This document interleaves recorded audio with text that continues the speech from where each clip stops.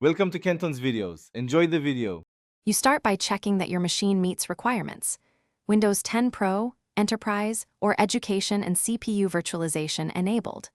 Once done, reboot into BIOS or UEFI and enable Intel VTX or AMD V.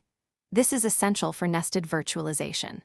Then, in Windows, open Control Panel, right arrow programs, right arrow turn Windows features on or off, and check Hyper-V. Or run PowerShell as admin and use, enable Windows optional feature online feature name, Microsoft Hyper-V all. Make sure to restart when prompted to apply changes. You now build a VM in Hyper-V Manager. Click New Virtual Machine and follow the wizard. Choose Generation 1 for Legacy BIOS or Generation 2 for UEFI. Why? Because Generation 2 supports secure boot and faster booting. Next, assign CPU cores and memory. Use dynamic memory if you want Windows to reclaim unused RAM. Create or attach a virtual hard disk. Point the VM to an installation ISO and connect it to a virtual switch for network access.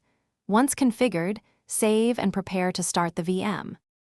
You power on the VM and proceed with the guest OS installation.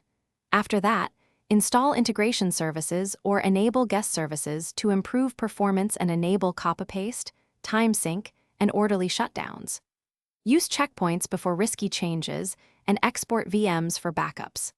If the VM fails to start, make sure Hyper-V services are running, virtualization remains enabled in firmware, and that secure boot settings match Generation 2 requirements. If networking fails, check virtual switch bindings and firewall rules. Thanks for watching. Consider subscribing if we helped you.